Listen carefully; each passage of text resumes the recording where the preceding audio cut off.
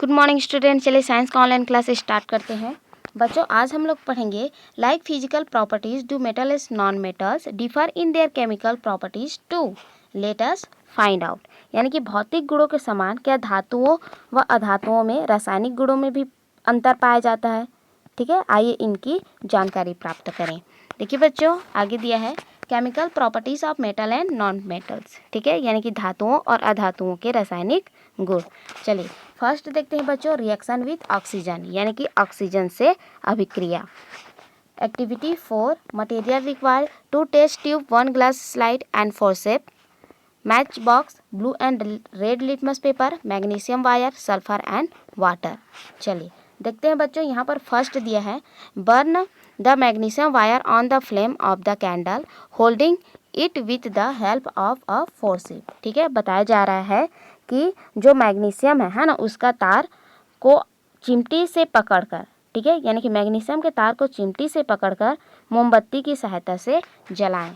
When it catches fire and started burning properly, place a test tube upside down over it so that the liberate gas is collect in it. ठीक है, आगे बताया जा रहा है कि जब तार जले, ठीक है, यानी कि जब यह अच्छी तरह से जलने लगे तब इसके ऊपर एक परख नली उल्टी रखें ताकि बनने वाली गैस है ना, जो लिबरेट गैस है वो उस परख नली में एकत्रित हो जाए।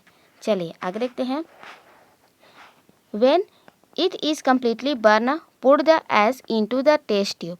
ठीक है, आगे बोला जा रहा है कि जब वह पूरी तरीके से जल जाए तब उसके राख को भी उस टेस्ट ट्यूब में रखिए।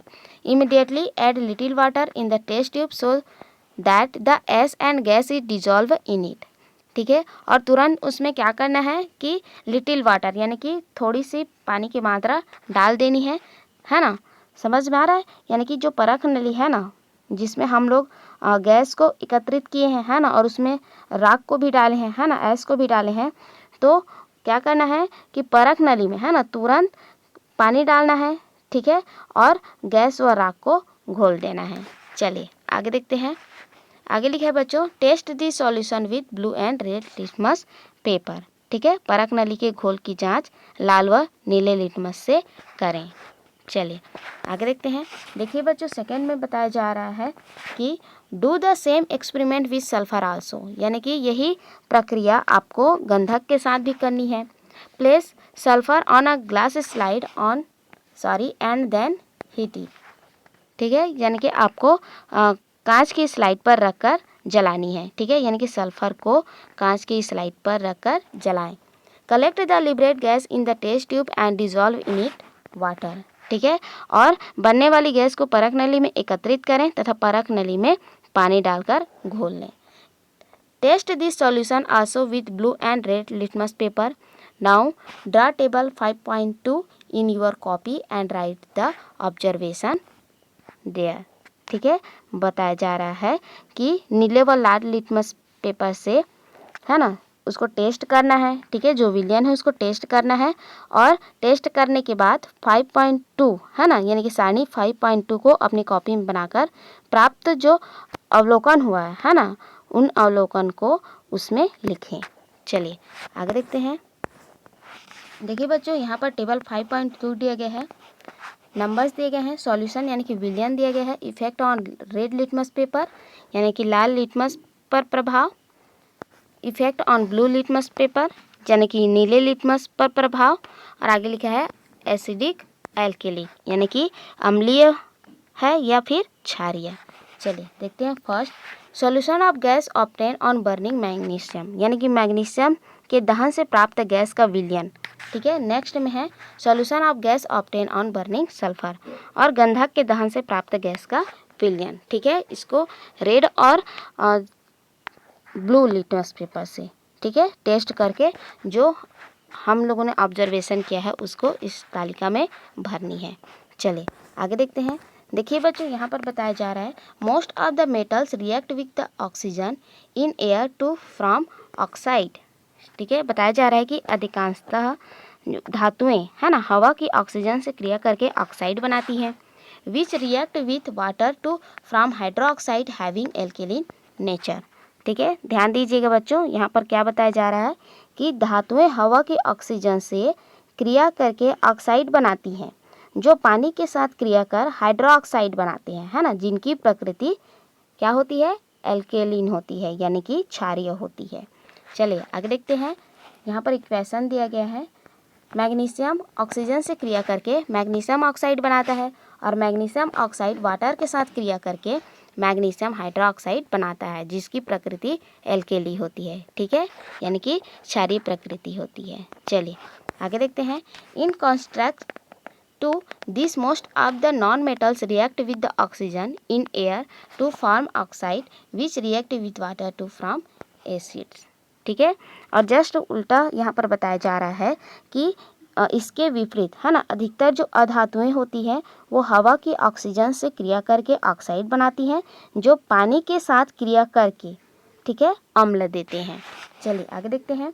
सल्फर ऑक्सीजन से क्रिया करके, ठीक है, सल्फर ऑक्साइड बनाता है, और जो सल्फर ऑक्साइड होता है वो वाटर के साथ क्रिया करके सल्फरस एसिड, ठीक है, यानी कि सल्फ्यूरस एसिड बनाता है, ठीक है बच्चों, जो एसिड है। चलिए आगे देखते हैं। आगे दी है बच्चों सेकेंड में रिएक्शन विथ वाटर, यानी कि जल से अभिक्रिया। चलिए एक्टिविटी 5, चलिए आगे बढ़ते हैं। Material required, glass trough, water, sodium, filter paper, phosphate. आगे देखते हैं। Fill the glass trough with water, यानी कि कांच के ट्रफ को पानी से भर लीजिए, ठीक है। Take sodium which is kept dipped in kerosene and cut a small piece of it. आगे बोला जा रहा है कि मिट्टी के तेल में डूबे हुए सोडियम का एक छोटा टुकड़ा काट कर लीजिए और इस टुकड़े को, ठीक है, और इस टुकड़े को क्या करना है, dry it on the filter paper, ठीक है, और इस टुकड़े को छन्ना पत्रक की सहायता से सुखा लीजिए, ठीक है, जो फिल्टर पेपर है उसमें सुखा देनी है। आगे लिखा है, now put it into the water in the trough immediately on putting sodium start moving around trough with a hissing sound and then it catch fire, ठीक है। आगे बोला जा रहा है कि अब इसे टब में, है ना, डाल दीजिए। टब में डालते ही सोडियम धातु का टुकड़ा, ठीक है, जैसे ही हम लोग टब में डालेंगे, है ना, जो ट्रफ है उसमें हम लोग डालेंगे तो सोडियम का टुकड़ा कैसी आवाज़ करता है, हिसिंग साउंड, यानी कि स्वर ध्वनि के साथ पानी में घूमना शुरू कर देता है तथा उसमें आग लग जाती है, ठीक है। चलिए आगे देखते हैं। सोडियम प्लस वाटर, ठीक है, यानी कि सोडियम प्लस वाटर दोनों की जब, है ना, जब सोडियम को पानी में डाला जाता है, सोडियम हाइड्रोक्साइड प्लस हाइड्रोजन, ठीक है, यानी कि सोडियम हाइड्रोक्साइड और हाइड्रोजन बनता है। चलिए आगे देखते हैं। Reaction between sodium and water produce hydrogen gas, this reaction produce a lot of heat, ठीक है। यहाँ पर बताया जा रहा है कि सोडियम तथा पानी के बीच अभिक्रिया से, ठीक है, हाइड्रोजन गैस उत्पन्न होती है और इस क्रिया में अत्यधिक ऊष्मा उत्पन्न होती है। चलिए आगे देखते हैं। Take readily available metals around as like copper, magnesium, iron, zinc, etc. and put them into the water. Do they also react in a same way as sodium does? आगे बोला जा रहा है कि आपने आसपास की अन्य धातुओं जैसे कि तांबा, मैग्नीशियम, लोहा, जिंक आदि को भी पानी में डालकर देखें, है ना, क्या वे भी पानी के साथ सोडियम के समान क्रिया करती हैं। चलिए आगे देखते हैं। Magnesium react mildly with cold water but react vigorously with hot water और steam and form magnesium hydroxide and hydrogen gas. यहाँ पर बताया जा रहा है कि मैग्नीशियम ठंडे जल के साथ मंद अभिक्रिया करता है, परंतु गर्म जल या जल वाष्प के साथ यह तेजी से अभिक्रिया करता है और मैग्नीशियम हाइड्रोक्साइड तथा हाइड्रोजन बनाता है। चलिए आगे देखते हैं। देखिए बच्चों, इक्वेशंस दिए गए हैं मैग्नीशियम और वाटर, ठीक है, यानी कि मैग्नीशियम और वाटर दोनों के बीच में जब रिएक्शन होता है तब मैग्नीशियम हाइड्रोक्साइड और हाइड्रोजन गैस बनती हैं।